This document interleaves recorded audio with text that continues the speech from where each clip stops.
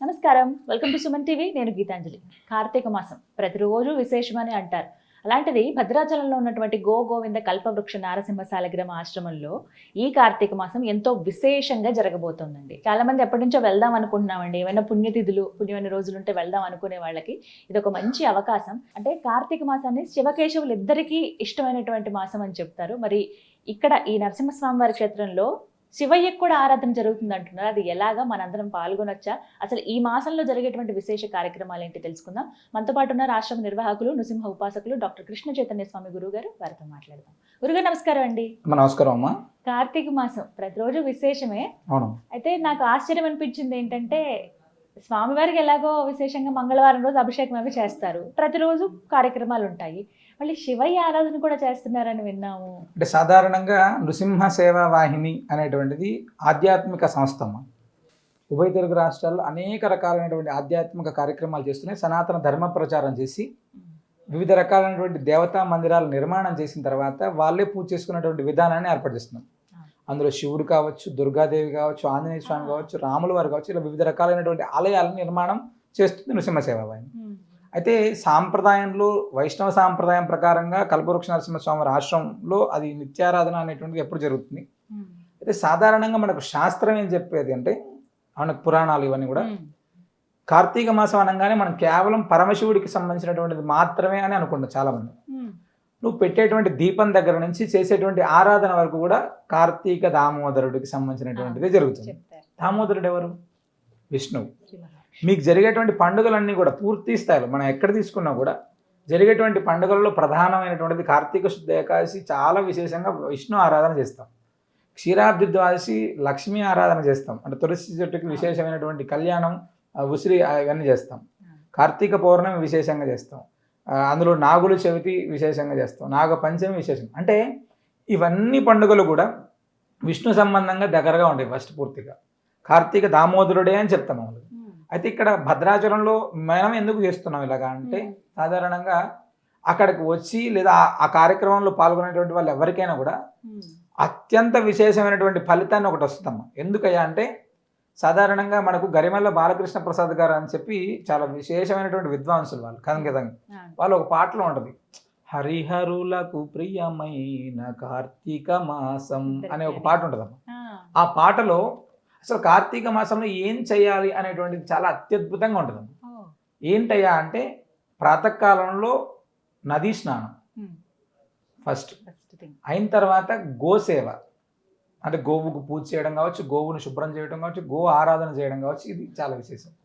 అయిన తర్వాత విశేషమైనటువంటి నందా దీపం అంటే దీపారాధన. అయిన తర్వాత తులసి ఆరాధన. అంటే ఇవన్నీ కూడా కార్తీక మాసంలో వాళ్ళు చెప్పినటువంటి విధానాలు. భద్రాచలంలో సాధారణంగా మనం వస్తే భద్రాచలంలో గోదావరి నదీ స్నానం చేసుకోవచ్చు. ఫస్ట్ కార్తీక మాసం మొత్తం మీద ఖచ్చితంగా నదీ స్నానం చేయమని శాస్త్రం చెప్తున్నాం. మామూలుగా అక్కడ గోదావరి స్నానం చేయొచ్చు. శివకేశవులకి ఇద్దరికి కూడా మనం ఎక్కడికి వెళ్ళినా ఇద్దరికి ఒక దగ్గర ఆరాధన జరగడం హైలీ ఇంపాసిబుల్. ఫస్ట్ చాలా అరుదు, చాలా అంటే చాలా అరుదు. అయినప్పటికీ ఇద్దరికి ఒక దగ్గర అభిషేకం ఒకేసారి చేయరు. ఒక దగ్గర తర్వాత ఇంకొక దగ్గర అలా ఉంటుంది. ఈ రెండింటికి ఒక దగ్గర చేయాలి. నృసింహ సేవా వాహిని సంకల్పం ఏంటంటే, విష్ణు ఆరాధన శివ ఆరాధన రెండూ చేస్తున్నారు. ఇద్దరికి కూడా నర్మదా బాణలింగానికి, అంటే సాలగ్రామం అనేటువంటిది సాక్షాత్తు విష్ణువు, అది ఎవరు ప్రతిష్ఠ చేయక్కర్లేదు, గండకీ నదిలో ఉండేటువంటిది. అదేవిధంగా నర్మదా బాణలింగం అనేటువంటి సాక్షాత్ పరమశివుడే చెప్పాడు, నర్మదా నదిలో నేను శిల రూపంలో ఉంటానయ్యా అని చెప్పాడు. ఆ రెండు కూడా స్వయం వ్యక్తాలు. అంటే దానిలో ప్రత్యేకమైనటువంటి తిరుమంజనం చాలా విశేషం. అది మనం ఈ సంవత్సరం చాలా వైభవంగా, అంటే సామాన్య మానవుడు కూడా ప్రతి ఒక్కరు కూడా 30 రోజులు, ఎవరైనా కార్తీక సోమవారం రోజు ఒక రోజు చేసుకుంటాం, 30 రోజులు అభిషేకం చేయించుకోవడం అనేటువంటిది ఎవరి చాలా అంటే బాగా డబ్బున్న వాళ్ళ వారికే అవుతుంది. అది కాదు, అలా కాదు. సామాన్య మానవుడికి కూడా 30 రోజుల కాలం పాటు వాడి గోత్రనామాలతో అభిషేకం చేస్తే ఎంత బాగుంటుంది అనేటువంటి సంకల్పంతో చాలా తక్కువగా ఒక రోజుకు ఒక 50 రూపాయలు 100 రూపాయల లోపలే ఈ యొక్క అభిషేకాన్ని ఏర్పాటు చేయాలి 30 రోజుల కాలం పాటు అనేటువంటి సంకల్పం చేసుకొని చేస్తున్నాం. ఇందులో 30 రోజులు ప్రాతకాలంలో తిరుమంజనం, గోపూజ, అదేవిధంగా అయిన తర్వాత మనం చేసేటువంటి అత్యద్భుతమైనటువంటిది ఇంకోటి ఏంటంటే, చివరి సంవత్సరం లాస్ట్ ఇయర్ మనం ఈ నర్మదా బాణలింగాన్ని ఏర్పాటు చేసుకొని ప్రత్యేకంగా అభిషేకం అయిన తర్వాత ఆయనకు నృసింహ సేవావాహిని ఆధ్వర్యంలో ఒక గిరిజన గ్రామంలో ఆలయం కట్టాం. ఆలయం కట్టి అక్కడ గిరిజనులు పూజ చేసుకునేటువంటి విధానాన్ని ప్రత్యేకంగా ఏర్పాటు చేశాం. ధర్మ ప్రచారంలో ఒక ఆలయాన్ని కట్టాం. ఈ సంవత్సరం ఇంకొక ప్రత్యేకమైనటువంటి శివలింగాన్ని తెచ్చి మళ్ళీ పూజా కార్యక్రమం చేస్తున్నాం. అయిన తర్వాత మళ్ళీ ఇది ఇది ఇంకొక ఆలయం కడతాం. ఎవరైతే ఈ దాంట్లో పాల్గొన్నారో ఒక ఆలయం కట్టినటువంటి ఫలితం కూడా వాటికి వస్తుంది. అంటే ఇది చాలా అత్యద్భుతం. అందరికీ అవకాశం ఖచ్చితంగా. ఎందుకంటే మనం ఏ శివాలయానికి వెళ్ళినా అక్కడ ఉన్నటువంటి శివుడికి అభిషేకం చేస్తూ వస్తాం. కానీ ఆలయం కట్టడం అంటే శివాలయం కడితే కామన్గా మన తరాలు తరిస్తాయి కదా, అద్భుతమైనటువంటి భాగ్యం అది. అంటే అన్ని వందల మంది పూజ చేసుకొని ఒక ఆలయంలోకి వెళ్ళి అక్కడ ఉన్నటువంటి దాంట్లో మళ్ళీ యాజ్ ఇట్ ఈస్గా అది చాలా విశేషమైనటువంటి విధానాన్ని మనం ఏర్పాటు చేసుకున్నాం. గత సంవత్సరం అయితే ఈ సంవత్సరం మరి ఎలా అండి, ఎలా పాల్గొనాలి? ఎవరైనా సరే మేము ఈ యొక్క అభిషేకంలో పాల్గొనాలి. ఖచ్చితంగా స్క్రీన్ మీద మీరు నెంబర్ ఇస్తే దానికి తగినటువంటి విధంగా ఏర్పాటు చేసుకోవచ్చు. ప్రత్యక్షంగా అయితే రోజు ఉదయం 8 గంటలకు గోపూజ అయిన తర్వాత అభిషేకం. అదేవిధంగా కార్తీక మాసంలో వచ్చేటువంటి నాగుల చవితి రోజు ప్రత్యేకంగా అంటే సర్పదోషాల ప్రభావం కావచ్చు ఇలాంటివి ఏదున్నా కూడా కార్తీక మాసంలో వచ్చేటువంటి నాగుల చవితి, నాగపంచమి ఈ 2 రోజులు విశేషమైనటువంటి హోమాన్ని మనం అక్కడ చేస్తున్నాము.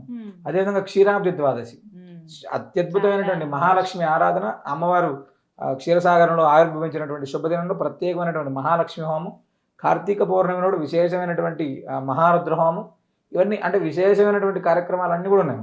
ఇంకొక అత్యద్భుతమైనది ఏంటంటే కార్తీక మాసంలో నవంబర్లో వచ్చే దాంట్లో కార్తీక బహుళ త్రయోదశి స్వాతి నక్షత్రం శాలగ్రామ ఆవిర్భావ దినోత్సవం.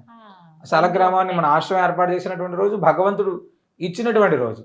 ఇవన్నీ కూడా కార్తీక మాసంలోనే రావడం చాలా విశేషం. చాలా విశేషంగా జరగబోతుంది కార్తీక మాసం.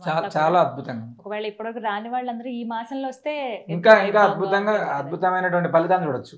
అంటే మనం అభిషేకం చేసుకున్నటువంటి ఫలితంతో ఒక ఆలయ నిర్మాణానికి సహకరించినటువంటి ఫలితం అంటే మన తరాలలో ఉండేటువంటి ఎలాంటి దోషాలు ఉన్నా అంటే పెద్ద పెద్ద పాపపు రాశులు ఉంటే కూడా ధ్వంసం అయిపోతాయి. కార్తీక మాసంలో సాధారణంగా శివుడికి అభిషేకం చేస్తేనే పుణ్యం. అలాంటిది చేసినటువంటి అభిషేకాన్ని ప్రత్యేకమైనటువంటి ఒక ఆలయ వ్యవస్థను ఏర్పాటు చేస్తే అది కూడా మన చిన్న అంటే ఒక 100 రూపాయలు లేదా ఒక 1000 రూపాయలు ఎంత ఖర్చు పెట్టినా అంత ఫలితం రావడం అనేటువంటి చాలా గొప్ప విషయం.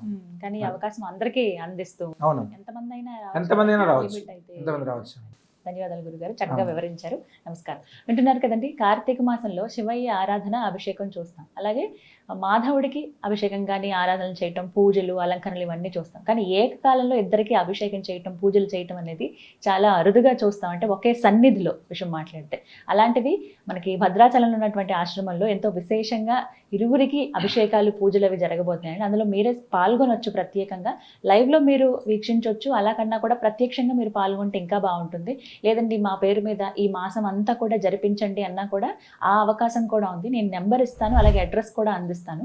మీరు కాల్ చేసి ముందుగా రిజిస్టర్ చేసుకోండి. మీ పేరు, గోత్రం, కుటుంబ సభ్యుల పేరు ఇస్తే కనుక మీ పేరుతో ఈ మాసం అంతా కూడా అభిషేకం అనేది జరుగుతుంది. ఆ వివరాలన్నీ కూడా మీకు చాలా నీట్గా గైడ్ చేస్తారు, చెప్తారు ఏంటి ఏవేవి చెప్పాలి, ఎలా చేస్తారు ఏంటి కార్యక్రమాలని. కానీ ఒకటి మాత్రం చెప్పగలను, కార్తీక మాసంలో ఈ మాసం అందట్లో కనీసం ఒక్కరోజైనా సరే వెళ్ళి ఆ స్వామివారిని దర్శించుకోండి. పవిత్ర గోదావరి నదిలో స్నానం ఆచరించి స్వామిని దర్శించుకుని అభిషేకంలో పాల్గొని గోపూజ చేసుకుని చక్కగా రాముల వారి దర్శనం కూడా చేసుకోవచ్చు. అన్నీ మీకు ఏకకాలంలో జరిగిపోతాయి. ఎంతో విశేషం కూడాను.